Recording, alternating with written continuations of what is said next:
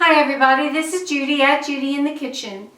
This video is focusing on beta-carotene and the important question that you need to ask: should you take beta-carotene supplements? This is really an important question, and I want you to pay close attention to what we have to say, especially if you're considering taking beta-carotene supplements.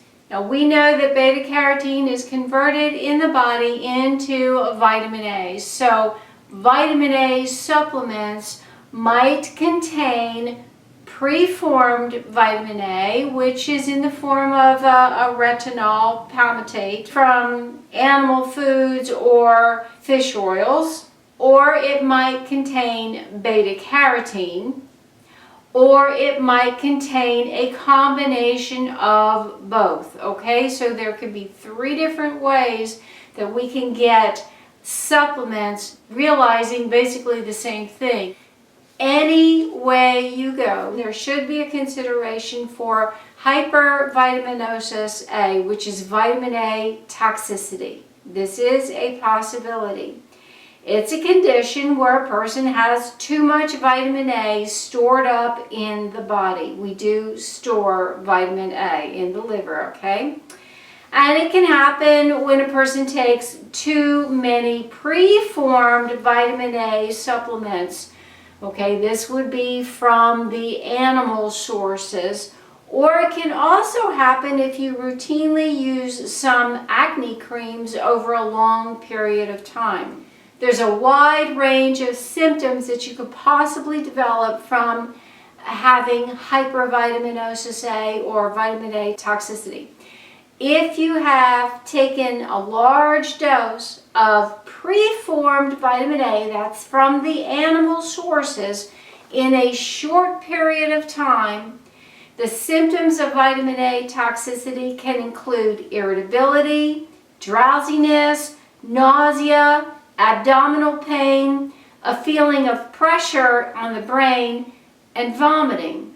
If you have vitamin A toxicity where you've taken preformed vitamin A, again, that's from animal sources, over a long period of time where it's slowly accumulated in your body, the symptoms could include mouth ulcers, bone swelling, cracked fingernails, bone pain, loss of appetite, cracks in the corners of your mouth, vision problems, dizziness, nausea and vomiting, sensitivity to sunlight, skin problems like rough, dry, peeling or itchy skin. You could have jaundice, you could have hair loss, confusion, or even respiratory infections. That should tell you that taking even preformed vitamin A supplements can lead to issues whether you take a lot all at once or you take a moderate amount over time. Okay, it can build up in your body, and this is an issue. Now, taking supplemental beta-carotene, which we know can be transformed into vitamin A in the body, and beta-carotene is only found in plant sources, taking supplements of that can be an issue also. And it's generally just not recommended that you take beta-carotene supplements. Even though we know that across the board in the general population, beta-carotene supplements are not considered to be toxic, they can cause issues for certain sectors of the population. For instance, if you are a smoker, you definitely do not want to take beta-carotene supplements because the supplements have been found to cause a greater risk of developing fatal lung cancer. This was discovered in a research study a while back where they were giving beta-carotene supplements to smokers and non-smokers. They were thinking that the beta-carotene would ward off the development of lung cancer. Conversely, they found that the beta-carotene promoted the lung cancer in the smokers, and they had to stop the research study really quick as soon as they discovered this to not be responsible for causing harm to their subjects. The same type of precaution applies to individuals who may have been exposed to asbestos or those who consume excessive alcohol. So if you drink on a regular basis excessively, or if you binge drink, something like that, or if you know you've been exposed to asbestos and you've got some lung damage going on, you do not want to take beta-carotene supplements. Not at all. Also, researchers have found that it can increase your risk for heart disease and liver disease as well in those populations. Across the board, in the general population, aside from those groups of people, beta-carotene supplements, when you're taking a long-term large dose of them, can cause your skin, especially if you're pale like I am, to turn orangish, yellowish, looking like you've got jaundice. And that's a buildup of the beta-carotene in your system. That is not really harmful, and it will correct itself if you just stop the supplements.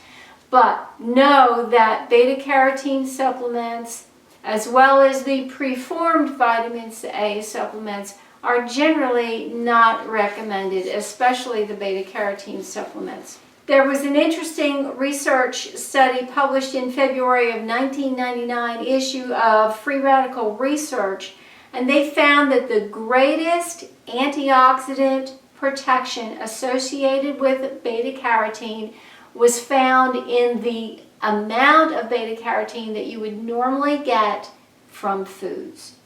They found that when you had a greater amount than that, like through supplementation, it can possibly cause some DNA damage in your cells and have like a pro-oxidant effect. And the beneficial effects of the antioxidant dwindled with the greater amount of supplement that they took. So the best way to get benefit out of beta-carotene is just simply to eat lots and lots of beta-carotene rich fruits and vegetables. You won't find it in animal foods. It will not overly accumulate in your body when you take it from foods. You will not have toxic effects when you take it from foods, and you will only benefit in a great way when you take it from foods. So beta-carotene supplements are generally not recommended, and the preformed vitamin A is generally not recommended in large amounts. Now, with that having been said, some individuals may not be able to adequately convert beta-carotene to vitamin A in the body. If that's the case, chances are they're lacking some enzymes that are necessary for that conversion process to take place. Or they might be very deficient in the mineral zinc, because zinc is important in the conversion process. And a lot of people are deficient in zinc. So if you find that you are not able to absorb and utilize beta-carotene or vitamin A out of your foods very well, you may need to take supplements of preformed vitamin A. And the Council for Responsible Nutrition considers supplementing no more than about 10,000 international units daily of the preformed vitamin A to be generally recognized as safe.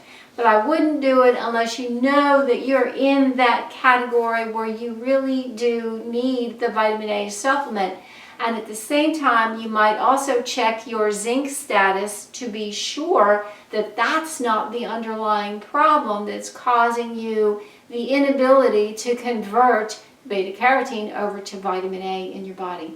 So be mighty careful before taking vitamin A supplements, especially beta-carotene supplements. I'm not saying it's a bad thing to do. It might be right for you, but as a general rule of thumb, use caution when you're ready to take supplements of especially beta-carotene.